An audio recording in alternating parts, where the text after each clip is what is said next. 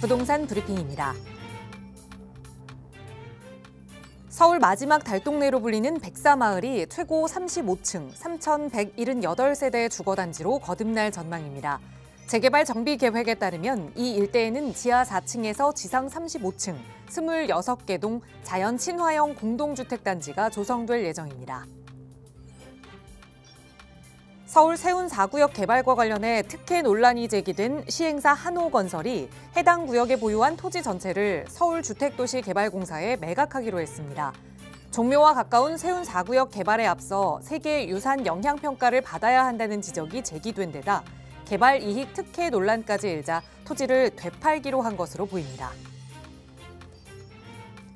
이달 분양시장에 올해 들어 연중 최대 물량이 풀릴 예정입니다. 12월 전국 분양 예정 물량은 39,855가구이며 이 가운데 25,887가구가 일반 분양 물량으로 집계됐습니다.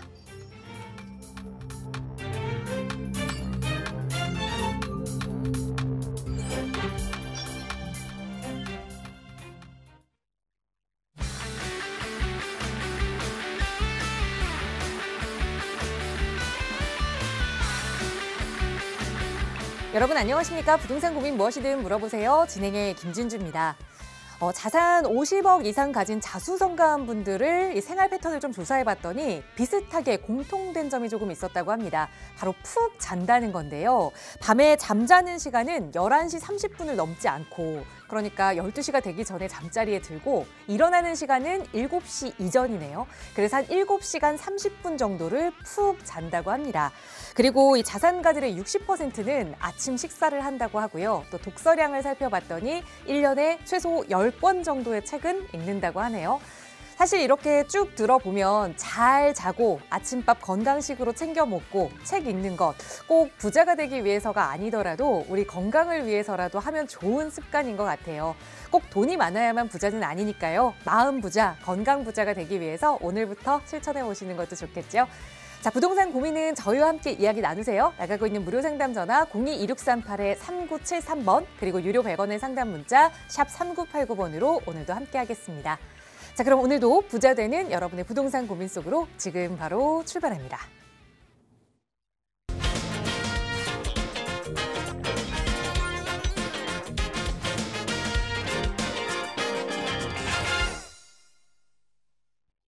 네, 오늘 아침에는 영하 기온까지 떨어지면서 조금 많이 쌀쌀해졌습니다. 그래도 낮이 돼서 조금은 풀린 것 같은데 여전히 추운 날씨 이어지고 있네요. 여러분 마음속에는 따뜻한 온기가 돌 수 있도록 부동산 고민 해결해 주실 전문가 모셨어요. 주식회사 국제투자연구소 김종희 소장 나오셨어요. 소장님 어서 오세요. 네, 안녕하세요. 국제투자연구소의 김종희 소장입니다. 앞서 부자들이 행하는 3가지 중에 아침밥 먹는 거 꼭 챙기고 있고요. 책을 또 10권 이상은 읽고 있는데 이상하게 잠은 못 채우는 것 같습니다. 나이가 한두 살 더 먹어가면서 이상하게 자려고 해도 잠이 안 오더라고요. 나이 먹어가는 어쩔 수 없는 상황이니까 또 인지하고 받아들이면 될 것 같고요. 서울시라든가 또 정부가 이번에는 이제 한 목소리를 내기 시작했죠. 특히나 서울을 중심으로 해서 주택 공급이 상당히 어렵다라는 문제를 인식하고 이제 서울에 대한 정비 사업이라든가 이런 것들을 조금 완화시키면서 적극적으로 독려하려고 하는데요. 이런 기회에 재개발 쪽 특히나 소액으로 이렇게 좀 부동산 관심 갖고 계시는 분들은 이런 기회 놓치지 마시고 부동산 자산을 좀 증식할 수 있는데 기회로 삼았으면 좋겠습니다. 오늘도 좋은 답변으로 1시간 채워드릴 테니까 끝까지 시청하시기 바라겠습니다. 네, 부자가 되는 그 여러 가지 습관 중에 하나 더 추가를 한다면 이 부동산 시장에 대한 관심을 가지고 또 늘 공부하는 거 추가할 수 있을 것 같아요. 저희 방송도 그런 도움 드리고 있거든요. 나가고 있는 무료 상담 전화 02-2638-3973번 그리고 유료 100원의 상담 문자 샵 3989번으로도 함께 할 거고요. 조금 더 자세한 투자 이야기 그리고 내가 어떻게 내 집 마련을 해야 하는지 투자 계획을 세워야 하는지 차근차근 공부해 보실 수 있는 무료 세미나 시간도 준비를 하고 있습니다. 또 김종희 소장과 함께하는 무료 세미나 많은 분들이 요청을 주셔서 올 12월에도 2차례 진행 예정인데요. 소장님 자세하게 소개 부탁드려요. 네, 12월에는요 또 연말 또 내년을 대비하는 차원에서 세미나를 2번 준비를 하고 있는데요. 가깝게는 내일 모레입니다. 목요일 오후 2시에 예정이 돼 있고요. 그리고 그 2주 다음 12월 20일 목요일 날 또 2시에 진행을 하려고 하니까 많이 참석해 주시면 좋을 것 같고요. 특히 이번 주 세미나 같은 경우는요. 요즘 뭐 이제 재개발 투자처도 뭐 소액으로도 불가능하다, 많이 올랐다 이런 생각들을 많이 하시다 보니까 이 청약이 나을지 또 이 청약에 대해서 또 청약과 재개발을 비교하시는 분들이 많이 계시는데요.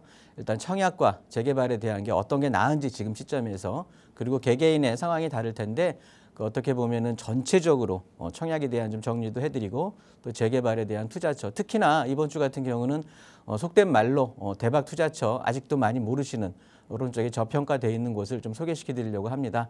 세미나 신청하셔서 좋은 정보 많이 가져가시기 바라겠습니다. 네, 바로 내일 모레입니다. 12월 4일에 함께 하실 수 있는 무료 세미나 아직 접수받고 있으니까요. 참여 원하신다면 나가고 있는 번호 02-2638-3973번으로 문의 주세요. 자세하게 안내 도움 드리겠습니다. 자, 오늘 방송 시간 통해서도 또 여러분의 고민 만나고 해결해 드릴 텐데요. 바로 첫 번째 시청자분 전화 연결해 볼게요. 여보세요. 네, 안녕하세요. 안녕하세요. 반갑습니다. 네. 네, 시청자님 오늘 어떤 부동산 고민 가지고 계세요? 예, 제가 딸 거를 지금 문의하는데요. 네. 위례 24단지에 네. 22평짜리하고 31평짜리 두 채를 보유하고 있거든요. 네. 근데 22평은 17년 8월 달에 매입을 해가지고 네.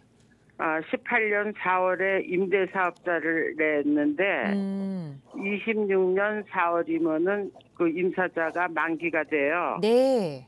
그리고 31평짜리는 네. 18년 2월 달에 매입을 해갖고 네. 4년간 전세를 줬다가 지금은 딸이 들어와서 살고 있는데 네. 이 두 채를 정리하면 한 30억은 되거든요. 네. 세금 같은 건 이제 따로 이제 별도 우리 딸이 계산할 거고. 네. 근데 이게 투자 목적으로 이거를 두 채를 그대로 가지고 있어야 되나? 네. 아니면 잠실 엘스 25평짜리를 구입해야 되나? 이게 궁금하고요. 네. 또 만약에 판다 그러면은 네.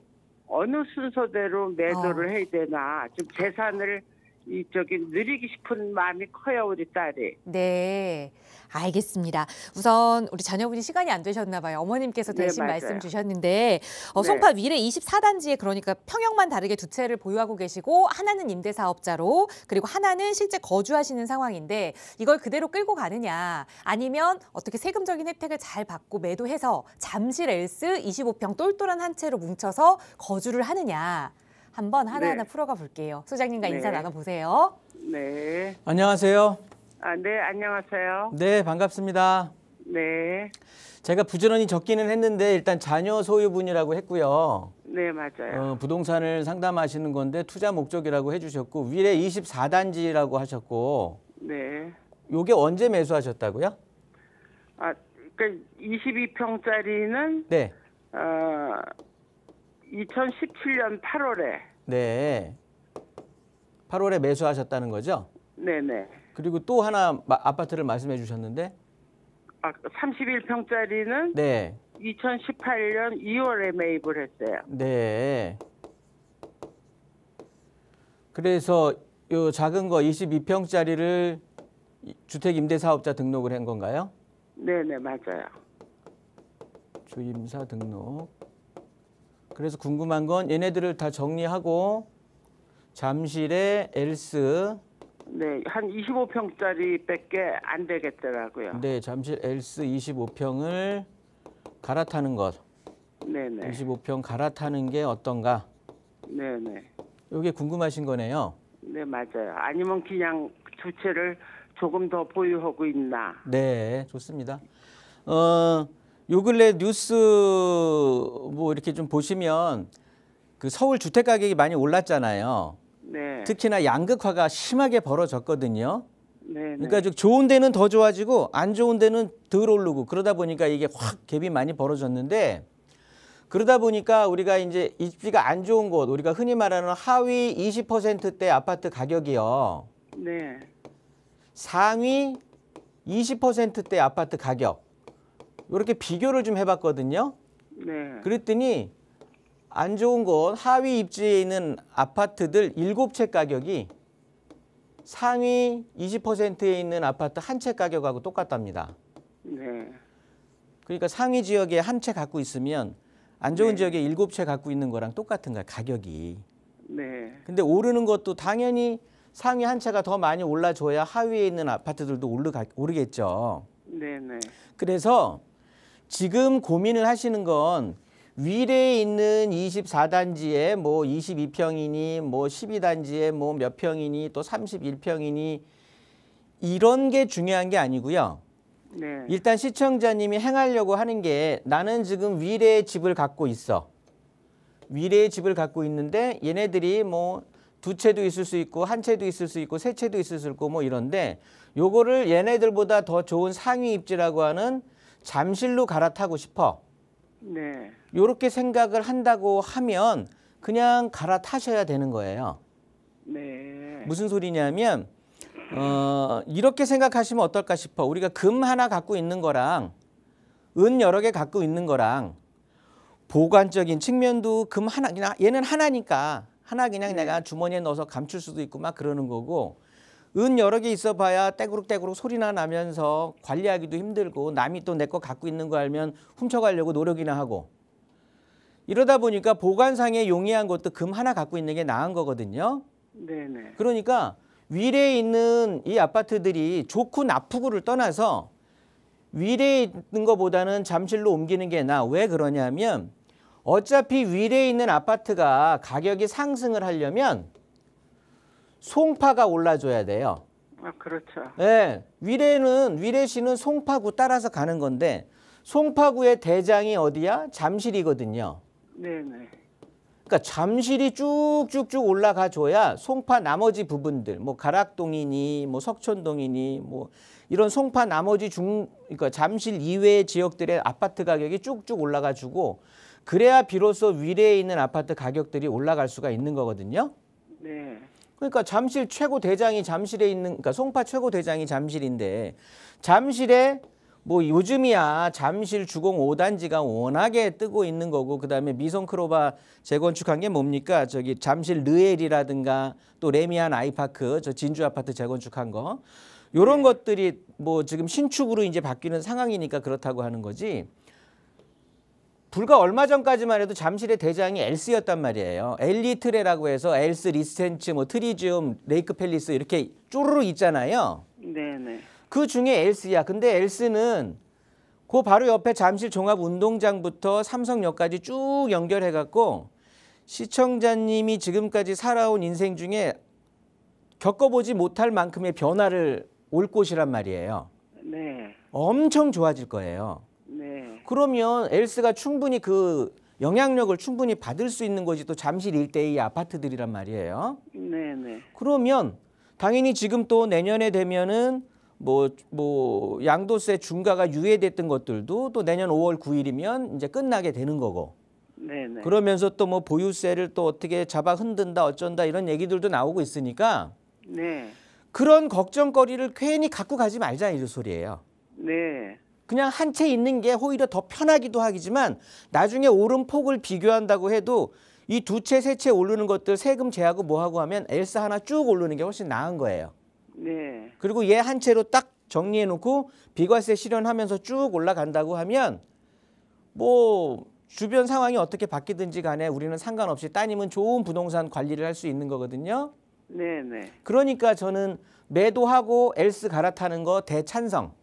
근데 그게 시기가 언제쯤인가요? 시기는 딱히 우리가 정할 필요는 사실은 없긴 한데 일단 굳이 정한다고 하면 지금 주임사 등록한 아파트 있잖아요. 네네. 이 아파트는 어쨌든 주임사를 쭉 내가 유지하다가 자동 소멸이라는 걸 하잖아요. 몇 년짜리 하셨어요? 8년? 네, 8년짜리요. 그러면 8년을 채우고 나면 자동 소멸이 되니까 8년 후에 자동 소멸되고 나서 5년 내에 지금 주임사 등록 안 한 아파트가 몇 평짜리예요? 안 온 거예요? 31평짜리죠? 네네. 그럼 이 31평짜리는 거주를 하신 상황이에요? 지금 한 4년, 3, 4년 거주했어요. 그러면 얘는 거주주택에 대한 비과세를 실현해 놓은 상태예요. 아, 그래요? 그렇죠. 그러니까 얘는 비과세야. 그러니까 얘를 비과세 받기 위해서는 일단 주임사 내가 끝나는 날 8년 그 뒤부터 5년 내에 이 아파트를 팔아야만 31평짜리 거주한 아파트를 팔아야만 비과세인데 그런 거 저런 거 없이 나는 착실하게 그냥 거주주택을 비과세를 받을 수 있게 준비를 해 놓은 상태니까 요거는 시간 보고 그냥 매도를 하시면 되는 것 같은데 저 같은 경우는 글쎄요. 이 송파구 자체가 토지거래 허가가 뭐 투기과열지구 이런 것들이 언제 풀릴지는 잘 모르겠단 말이지. 네. 그런데 나는 지금 세를 주지 않고 거주를 하고 있는 상황이니까 내가 어차피 이 아파트를 내놓게 되면 이 필요한 아파트 실거주하는 게 딱 맞물릴 수가 있잖아요. 네네. 그러니까 얘는 특별히 그거 없이 그리고 또 지금 아니면 엘스가 더 오를 수도 있어요. 아, 그러니까 일단은 내가 지금 거주하고 있는 이 아파트 그냥 비과세 실현했으니까 파시면 되는 거고 네. 그러니까 먼저 팔라고요? 31평짜리를? 먼저 팔고 나중 팔고 의미는 없다고 둘 중에 팔리는 거 팔면 되는 거예요. 아, 네. 왜냐하면 얘는 어차피 비과세니까 아, 네. 뭘 먼저 팔면 비과세고 뭘 늦게 팔면 비과세가 안 되고 그러는 게 아니기 때문에 네. 그냥 팔리는 대로 먼저 파는데 먼저 팔리는 거 파시면 되는 거고 아, 네. 그리고 주임사 된 건 8년을 다 채우셔야 돼요. 그렇죠. 내년 4월이에요. 그러니까 거주주택을 먼저 파시라고. 아, 네. 그리고 주임사 있는 거는 내년 만기 되는 걸 보고 8년을 네. 채웠으면 그러니까 장기 보유 특별 공제까지 받습니다. 50%까지 받거든요. 네네. 그러니까 세금 내는 게 별로 없어. 네. 그리고 얘는 2년을 더 채우면 70%까지 받아요. 네. 그러니까 더 내는 게 없어져요. 아, 네. 그러니까 주임사한 아파트는 가급적 뭐 늦게 팔면 팔수록 좋기는 하지만 네. 내가 엘스를 잡기 위해서는 네. 어차피 두 아파트를 정리를 해야 얘를 잡을 수 있는 거잖아요. 맞아요. 그러니까 빨리 파시면 되는 거야. 아, 순서대로. 그러니까 내년에 얘 채워지게 되면 팔고 올해는 우리 아파트 팔고.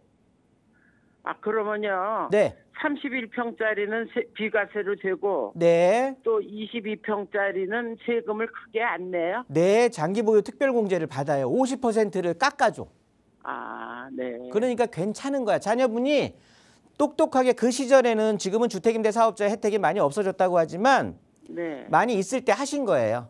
네. 그러니까 똑똑하게 잘했으니까 잘 네. 정리해서 이제는 잠실 대장 있는 아파트로 넘어가는 거 이런 거 잘 실현하시면 좋을 것 같아요. 네, 너무 고맙습니다. 정리하겠습니다. 네, 고민하셨던 방향 그대로 똘똘한 한 채 잠실로 갈아타기 찬성 의견 드렸으니까요. 너무 늦지 않게 시기 맞춰서 빠르게 좀 계획 세워보시면 좋을 것 같아요. 자녀분께 잘 전달해 주시고 어려운 점 생기시면 언제든 다시 한번 연락 주세요. 서울 지역번호 02-2638-3973번 무료 전화 그리고 유료 100원의 상담 문자 샵 3989번으로 함께하고 있습니다. 자, 다음 전화 또 연결해 볼게요.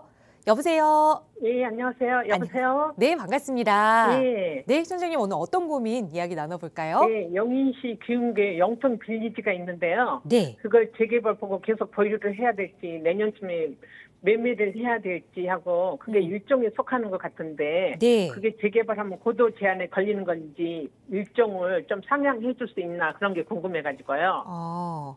우선 거주를 하고 계시는 집일까요? 예, 거주했는데 이제 지금 전세 주려고 하고 있는 거예요. 자녀 거거든요. 자녀 이름으로. 그러면 지금 자녀분이 보유하고 계신 거예요? 예, 예. 그런데 이제 지금 거주하고 있고 이거는 전세 주고 나가실 생각이니까 가치가 예, 있으면 그렇죠. 전세 주고 나가고 아니면 그냥 매도하겠다 이런 마음이신 걸까요? 내년에는. 네. 용인시 기흥구에 위치한 영통 빌리지를 말씀 주셨는데 재개발이 가능한지 그러니까 개발 여부에 따라 보유해야 하는지 말아야 하는지 계획 세워보겠습니다. 수장님과 인사 나눠보세요. 네, 안녕하세요. 안녕하세요. 반가워요. 네. 네, 반갑습니다. 네. 이번에도 자녀분 그 자산을 또 엄마들이 궁금해하셔서 전화 네. 주신 거네요. 네. 네, 영통 빌리지를 갖고 계시는 거고 제일 궁금한 건 그거네요. 우리 아파트가 재건축이 될지 안 될지. 네, 향후 한 5년 이내에 뭐 그런 기별이 있으려나 하고요. 그렇지 않으면 보유를 계속 해야 될지 아니면 매도를 일단 하는 게 99년 일단 1999년이니까 네. 아직도 좀 좀 남아 있네요. 한 뭐 예. 5년 정도 더 있어야 되는 거고요. 네. 근데 이제 진행하는 건 실제 지금 보니까 우리 아파트가 일종 주거 지역 위에 있는 거고요. 네. 그러다 보니까 지금 총 7층, 7개 층으로 돼 있으니까 용적률은 당연히 100%도 안 되는 그 밑에가 될 것 같고요. 네. 그런 의미에서 얘를 갖고 있느냐 마느냐가 고민인데 일단 영통 빌리지는 이렇게 생각하시면 될 것 같아요. 이거 지금 거주하세요? 예, 거주인데 지금 이제 전세 주려고요. 거주하고 계시는데 전세를 지금 주시려고. 네. 몇 평짜리예요? 20평대요? 33평이요. 30평대? 네. 30평대면 지금 가격이 한 5억 정도 하고 있나요? 네. 네. 5억 선이고. 우리 아파트 미래는 얘가 만약에 지금 신축으로 바뀐다고 하잖아요. 영통 빌리지가 신축으로 바뀐다고 하면 네. 그러니까 영통 빌리지의 적나라한 미래를 보여주는 게 바로 여기야. 바로 앞에 광교 풍경채 어바니티. 네. 얘네들이 이제 분양 전환 아파트잖아요. 네. 그런데 신축이란 말이에요. 네. 근데 이 가격이 지금 30평대가 한 10억 선이야. 네. 그러면 우리가 지금 뭐 이제 일종이기 때문에 당연히 종상향은 해야 될 거예요. 네. 종상향을 당연히 해야 되겠지. 그럼 또 기부채납 넣고 뭐하고 하겠죠. 그런데 일단 기간이 되게 오래 걸리는 일이에요. 네. 뭐 아직 재건축은 뭐 30년 연한이 닥치기도 멀었는데 30년 연한이 온다고 해도 네. 그 뒤에 재건축을 할까 말까 우리 1종 땅을 2종으로 해봐야 사업성 뭐 그리 나오지도 않을 거고 3종까지 하게 되면 많이 또 기부채납도 하고 뭐 어쩌고저쩌고 한다 이런 소리도 나올 거고 네. 또 그때 되면 근데 지금 상황에서 보면 네. 뭐 사실은 가지고 있는 대지 집은 뭐 1종 땅이기 때문에 그런데 요거 반으로 뚝 잘린다고 봐도 그러니까 재건축을 한다라고 하면 네. 어차피 요 바로 옆에 아파트 수준으로 되는 거거든요. 네. 근데 여기에서 지금 더 중요한 건 우리 자녀분이 이 집을 파냐 안 파냐가 문제가 아니고 직장이 지금 수원 삼성이에요? 아니면 서울로 다녀요? 여주 이천이에요. 여주 이천이에요. 네, SK 하이닉스. 네. SK 하이닉스. 네. 우리 이 아파트 영통 빌리지는요. 네. 그냥 뭐 어디 서울 뭐 이렇게 그 귀속성이라고 해야 될까? 뭐 서울 접근성 보고 가격이 올라가는 이런 게 아니고 네. 그냥 온리 수원 삼성 따라가는 거예요. 네. 수원 삼성이 뭐 좀 좋아지잖아요, 요즘. 네. 뭐 여기가 꼭 좋아진다기보다는 삼성 어찌 됐든 삼성전자 자체가 좋아지면 네. 뭐 이 근처에 뭐 사세 자체가 뭐 쭈그러들지 않을 거니까 전체적으로 괜찮긴 하고 요 위쪽에 보면 이제 또 인동선이라고 내년에 개통 예정이기는 하잖아요. 네. 흥덕역에서 또 뭐 걸어 다니기가 조금 불편하긴 하겠지만 그래도 한 15분? 네. 뭐 어른걸음으로 한 15분 전후로 해갖고 또 걸어 다닐 수도 있어 도보로. 네. 그런 거 감안했을 때 그냥 거주한다고 하면은 저는 찬성을 할 것 같은데 네. 이거 지금 거주 목적 다 이제 실현한 거죠. 네. 거주가 우선이 아니고요. 그렇죠. 이제 좀 투자 쪽이잖아요. 예. 투자 쪽으로 영통 빌리지를 굳이 내가 가지고 간다라는 건 저는 별로일 것 같거든요. 그래요. 어차피 얘가 보여주고 있는데 뭐 다. 예. 고도 제한에도 걸려요? 그건 풀려 있는 거예요? 아파트 뭐 25층 그렇게 지을 수는 있는 그 땅이에요? 지금 영통 빌리지? 예. 지금의 상황으로서는 고도 자체가 풀리고 그러지는 않았어요, 아직은. 거기도 고도 제한이 지금 걸려 있는 거예요? 그렇죠. 그러면서 이제 풀 수 있는 상황은 되는 거죠. 풀 수 있는 저기는 근데 많이 그게 있어요? 다 의미가 확률은? 없다니까. 얘를 너무 얘를 너무 주변에 하나도 지금 말씀하시는 건 그냥 이 영통 빌리지를 보유하신 지가 오래되신 것 같아요. 예. 그러니까 정이 붙어서 그러는 것 같고요. 예. 모든 기준을 이 아파트로만 맞추지 마요. 이 아파트 보면서 주변에 뭐가 풀릴까요? 뭐가 풀릴까? 이렇게 하지 말고 예. 그냥 이 기회에 한번 갈아타서 다른 걸 또 정을 붙여보시는 게 좋을 것 같아서 그래요. 예, 그래요. 예. 너무 이 아파트에 매몰되신 것 같아, 제가 지금 보니까. 예. 그러니까 주변을 자꾸 그렇잖아. 좋게만 보려고 하시는 것 같아요. 한 7, 8년 있으면은 재개발하면 좀 더 오르지 않을까. 7, 그걸 8년에 보고 다른 했는데. 아파트들은 더 떠. 그래요. 예. 얘는 그렇게 상승할 수 있는 자격을 갖추지는 못했어요, 지금. 예. 감사합니다. 안 그랬으면 이 가격이 아니에요, 지금. 예, 그렇죠. 네네. 정리할게요. 예, 감사합니다. 예. 네, 개발을 기대하고 가져가기에는 그 기회비용이 너무 아깝다라는 말씀 주셨으니까 매도 쪽으로 자녀분과 한번 고민해 보시고 그 다음 투자 전략 궁금하시다면 언제든 연락 주세요. 나가고 있는 무료 상담 전화 02-2638-3973번 늘 열어두고 여러분과 함께하고 있습니다. 자, 다음 전화 또 연결해서 말씀 이어갈게요. 여보세요. 네, 수고하십니다. 네, 안녕하세요. 반갑습니다. 네네, 방송 잘 보고 있습니다. 감사합니다. 오늘 네네. 어떤 고민 이야기 좀 나눠볼까요? 영답 1구역 그 다세대를 가지고 있는데요. 네. 그 향후 그 전망에 대해서 좀 알고 싶어서. 거주하고 계시는 집일까요? 네? 거주하고 계세요, 거기에 아니요, 지금. 거주는 안 하고 그럼 있습니다. 투자 목적으로 현재. 언제 매수하셨어요? 22년 12월에요. 22년 12월에 매수하셔서 네네네. 지금 한 3년째 보유를 하고 계시는 건데 용답 1구역에 3년 됐어요. 3년째. 네, 다세대 주택 빌라 하나 가지고 계시는 거죠? 네네네. 네, 앞으로 개발 가능성이 있는지 가져가 봐도 괜찮은지. 두 번이나 그 네. 구역 여기서 신청하고 역시 보나 두 번이나 무산이 무산이 돼서 돼서 네, 예, 마음이 앞으로 조금 뭐 전망이 네, 불편하셨을 것 가능성이 같아요. 있는가. 계속 네네네. 한번 가져가 봐도 괜찮은 지역인지 한번 분석해 보겠습니다. 소장님과 네네네. 인사부터 나눠보세요. 네. 안녕하세요. 네, 안녕하세요. 수고 많습니다. 네. 용답동이요. 용답 몇 구역 갖고 계세요? 1구역 가지고 있습니다. 하나 1구역? 네네. 네. 글쎄요. 참 속이 많이 상하셨어. 그죠? 네네네. 예. 일단은 뭐 재개발 보고 들어가시긴 했는데 될 듯 하면서 자꾸 무산되고 하니까. 네네네네. 근데 이 상황 자체는 저는 뭐 긍정적으로 보고는 있어요. 네네. 무슨 소리냐면 이 용답동 자체가 지금 뭐 이제 1구역하고 2구역이 이제 이렇게 있는데 우리 시청자님은 지금 1구역이란 말이에요. 네네네. 이게 올해 6월인가요? 올해 6월에 신통기획으로 전환한 거죠? 지금 무산돼가지고 새로 지금 하려고 지금 준비 중인 걸로 알고. 그러니까 신통기획으로 6월에 이제 전환을 한 걸로 알고 있거든요. 역세권 하다가. 네네네. 제가 네네. 거기까지는 이제 파악을 했는데 네네.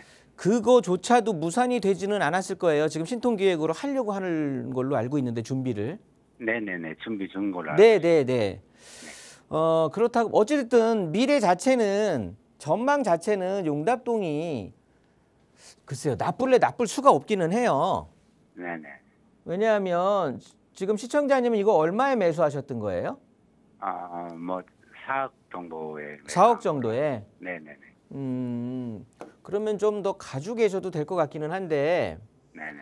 일단 평지란 말, 평지. 네네. 이렇게 평지의 아파트가 여기 뭐 SK뷰, 그다음에 리버뷰 자이, 그다음에 1구역, 2구역 요렇게 이제 들어가게 될 건데 우리가 예상을 해보면 네네. 또 2구역이 얼마나 받쳐줄지 모르는 거고 이 위쪽은 이제 전농 답신이 뉴타운이란 말이에요. 네네. 그러면서 전체적으로 나중에 아파트로 앉았을 때 평지에 답심리역하고 용담역을 두 개를 다 아우르게 되는 뭐 더블 역세권에 지금 청계천을 또 조망으로 보고 있는 거란 말이에요. 그죠? 네네.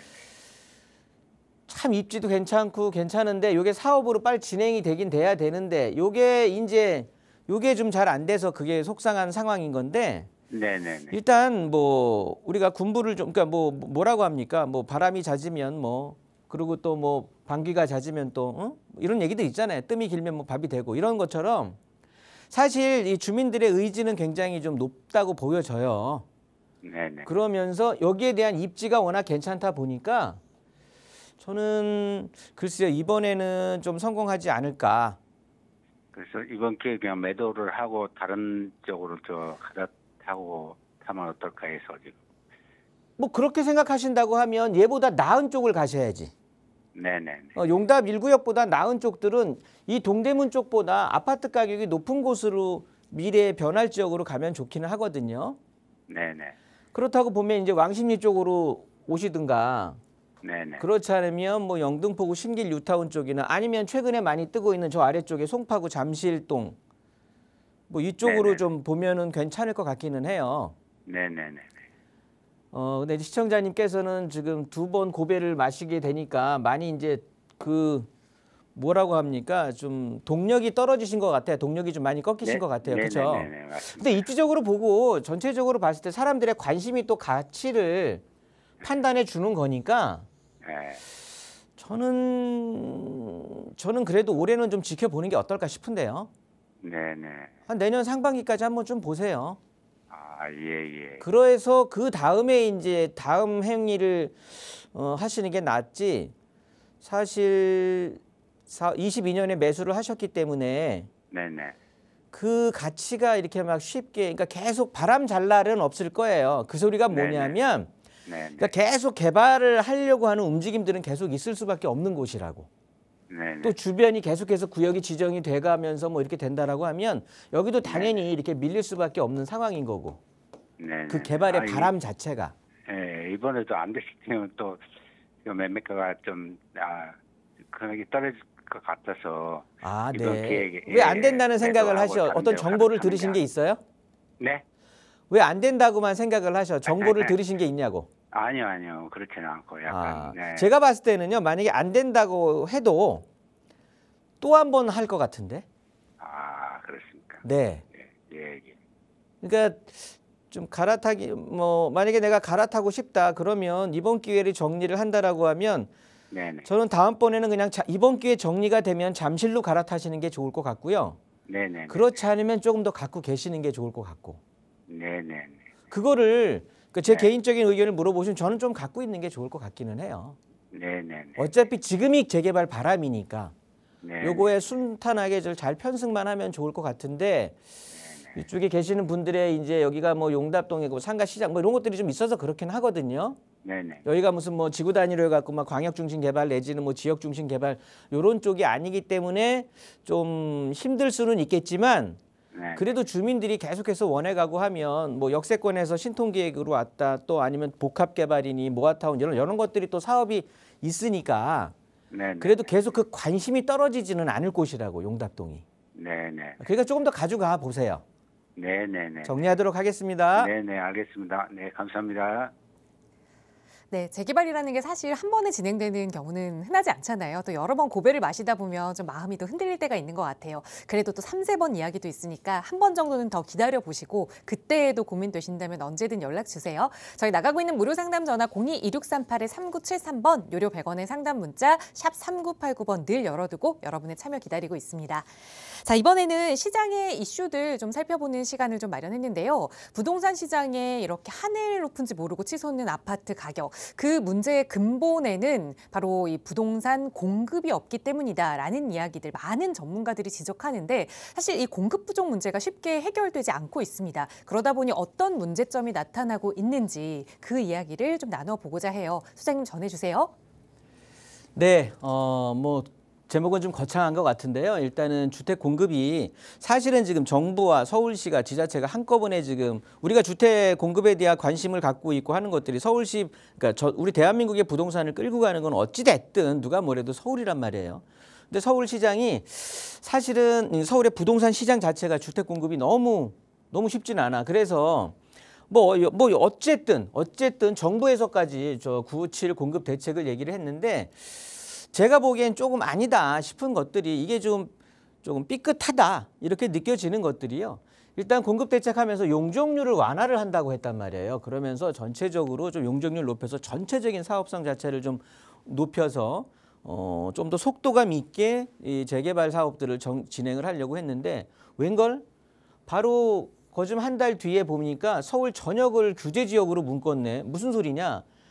공급 대책할 때 용적률 완화시킨다고 했는데 규제 지역으로 묶게 돼버리면 투기과열지구로 묶어버리게 되면 용적률 완화에서는 벗어나 버리게 되는 거거든요. 그러니까 웃기게 되는 거야. 공급 대책은 하면서 용적률 완화시키겠다고 했다가 한 달 뒤에 아니다 투기과열지구 지정했다. 그럼 투기과열지구로 지정을 하게 되면서 용적률 완화 얘기는 그냥 없어져 버리게 되는 거잖아요. 그럼 이게 공급을 하겠다는 건지 말겠다는 건지 좀 한 번쯤은 의심을 해야 되는 거고 그러면서 이러한 제한들이 많이 붙죠. 뭐 조합원 지위양도 제한 뭐 이런 것들이 제일 이제 귀추가 주목될 텐데 일단은 재건축 같은 경우는 조합 설립 인가 이후고 재개발은 관리 처분 계획 인가 이후에 조합원의 지위 양도가 안 되니 이 이후에 사는 사람들은 현금 청산당할 거란 말이야. 그러면 파는 사람 입장에서도 내가 좀 자산 가치가 해서 내가 들어갈 돈은 없어. 그런데 이만큼 프리미엄이 형성이 돼 있기 때문에 이제는 좀 이거 정리하고 내가 목적했던 아파트로 대출 좀 활용해서 들어가려고 했는데 조합 설립 인가 이후에 양도가 안 되니 그러면은 팔 수가 없는 거거든요. 그러다 보니까 전체적으로 이걸 옆에서 지켜봤던 사람들이 야 우리는 조합 설립 인가 빨리 가지 말자. 그냥 추진위원회 상황에서 머물자.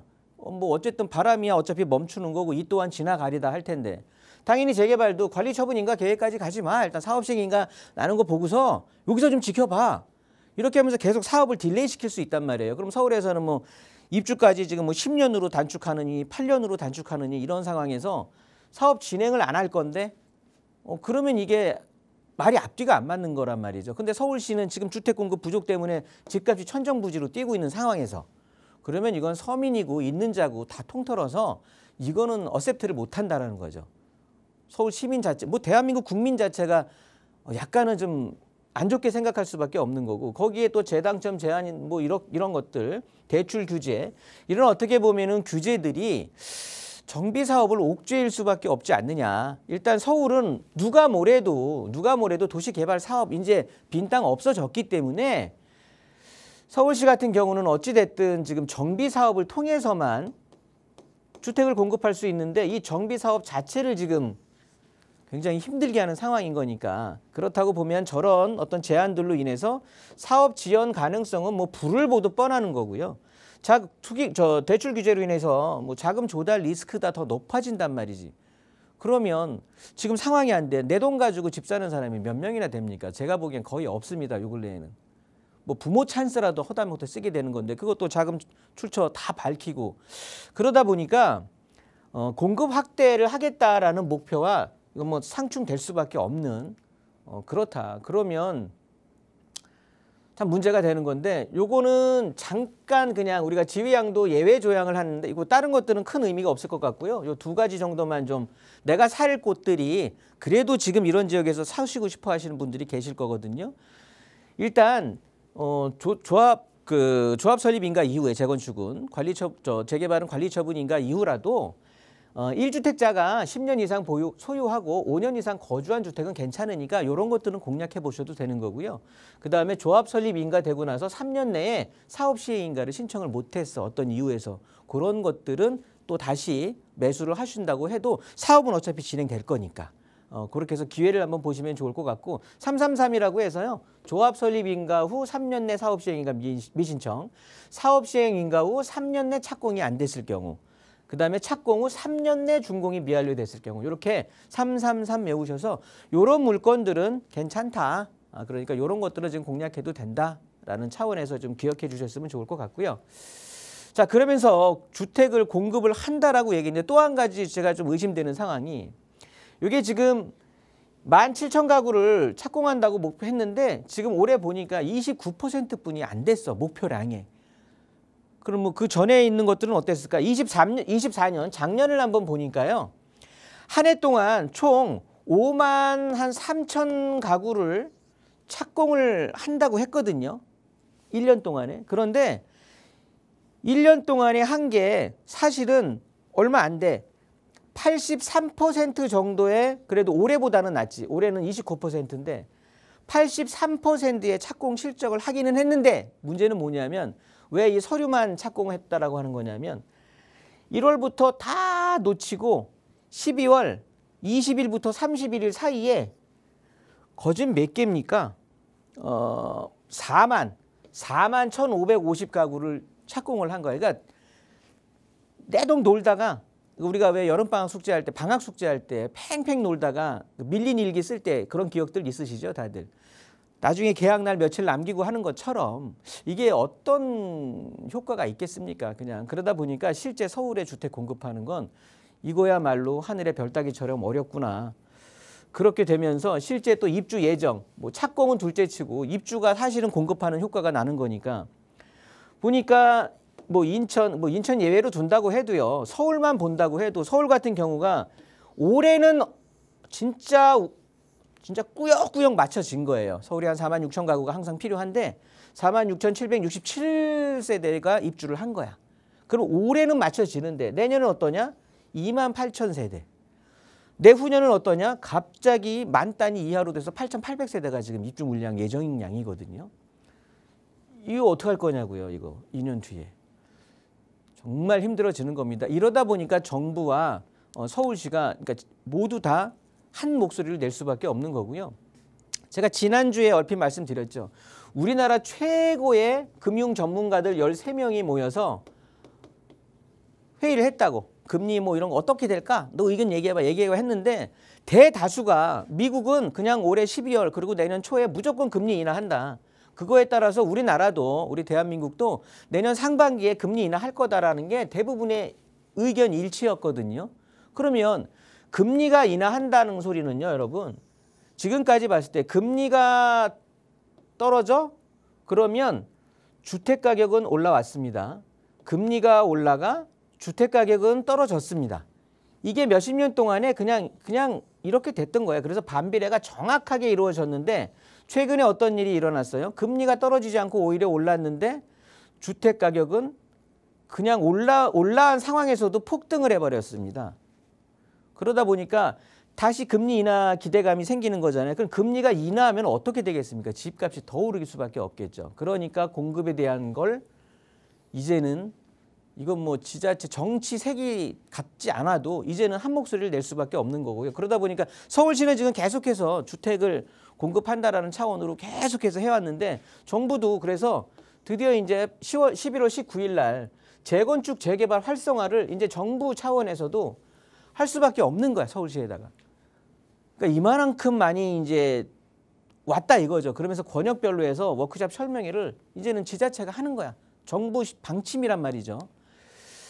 자, 그렇게 되면서 뭐 이런 것들은 일단 그럼 어디를 우리는 그러면 이제 이렇게 재개발이 아무래도 지자체와 그러니까 정부가 모두 다 한 목소리를 낼 텐데 그럼 어디에다 투자해야 될까? 이게 바로 이제 서울시 중심도 체계인데 그냥 서울시에는 어디에다 하라고 이렇게 다 얘기를 해주는 거예요. 그러면서 그냥 마구잡이로 개발하는 게 아니죠. 서울 도심이 됐든 이렇게 3도심 아니면은 적어도 중심지는 가라. 용산이나 청량이나 잠실이나 가산 대림 정도는 가라. 왜? 중심부니까. 이 뒤는 제끼더라도. 그렇게 얘기를 해주는 거고요. 그런 차원에서 보면 일단은 뭐 도심이야 당연한 거고요.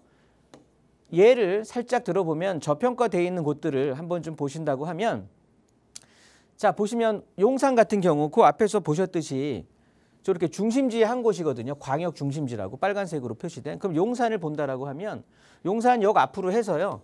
광역 중심 계획이라는 걸 세워서 예전에 이랬단 말이지, 이랬단. 그 뭐 이 앞에 뭐 그냥 뭐 건물들도 있고 여기가 재개발 되겠어? 막 이런 차원이었는데 지금 이렇게 바뀐 거예요. 이거 제가 실사진 올려드린 거거든요. 천지개벽을 한 거죠. 완전히. 요게 이 광역 중심지들은 이렇게 개발을 할 수밖에 없는 거예요.